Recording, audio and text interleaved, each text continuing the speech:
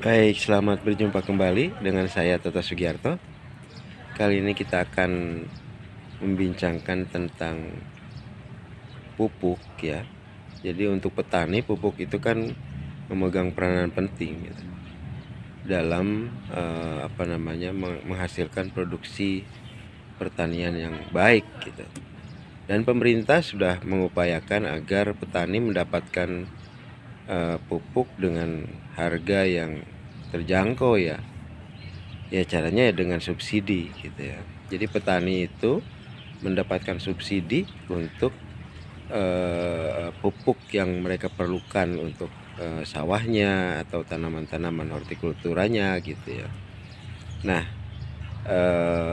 pertama tentu saja perlu dipastikan bahwa harga setelah subsidi itu bisa dijangkau oleh petani ya. Misalnya kalau sekarang itu subsidi itu sekitar 75% dari harga ya. Jadi misalnya kalau harganya 10.000 ya petani cukup membayar 2.500 per kilo misalnya gitu ya. Dan itu sangat membantu gitu. Nah, sekarang yang masih menjadi masalah adalah pola distribusinya. Nah, pola distribusi itu harus dibuat simple agar kemudian eh, apa eh, pupuk itu dapat sampai ke petani dengan tepat waktu, tepat harga ya, tidak ada biaya distribusi dan lain-lain yang sangat besar gitu ya. Itu akan efektif dan efisien gitu ya. Jadi kan ada namanya Gapoktan ya, gabungan kelompok tani.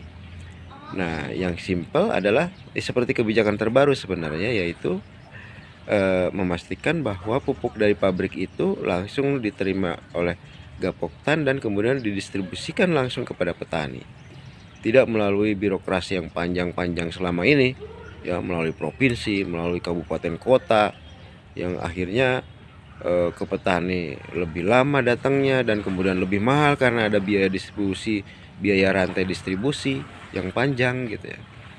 Nah, saya kira kebijakan untuk memperpendek rantai distribusi itu adalah kebijakan yang baik dan seharusnya memang langsung diimplementasikan lah gitu ya. Kemudian juga bagaimana mengatur sedemikian rupa sehingga Gapoktan itu bisa bekerja lebih efektif dan efisien ya. Kalaupun tidak ada biaya tambahan untuk petani dari harga subsidi itu gitu. Ya kalau ada ya misalnya tidak terlalu mahal lah untuk biaya distribusinya gitu ya. Sehingga kemudian petani mendapatkan harga pupuk yang murah. Dan dengan harga pupuk yang murah, maka tentu saja petani akan mendapatkan margin keuntungan yang lebih besar gitu. Nah, itu yang tetap harus diusahakan agar kemudian para petani kita ke depan itu lebih sejahtera ya. Jadi yang harus diperhatikan adalah tentu besaran subsidinya, semakin besar itu semakin baik bagi petani. Kemudian jalur distribusinya semakin simpel dan semakin murah itu semakin baik buat petani.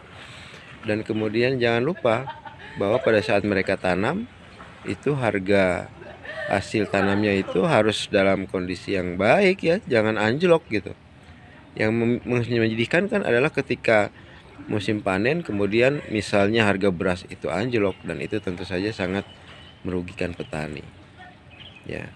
Jadi saya kira ke depan pemerintah perlu lebih menambah perhatian kepada petani kita agar kemudian biaya tanamnya lebih murah, kemudian hasilnya lebih baik, dan kemudian harga jualnya lebih tinggi. Nah, itu yang akan sangat meringankan petani kita. Baik, saya kira itu pertemuan kita kali ini yang menyangkut terkait dengan pupuk ya, terkait dengan bagaimana membantu petani agar lebih sejahtera gitu ya. Kan itu yang menjadi tujuan bernegara kita, agar rakyat menjadi sejahtera. Dan rakyat terbesar kita sampai sekarang adalah petani ya, nelayan, dan itu yang harus menjadi perhatian pemerintah ke depan. Baik, saya kira itu pertemuan kita kali ini. Terima kasih. Sampai jumpa kembali.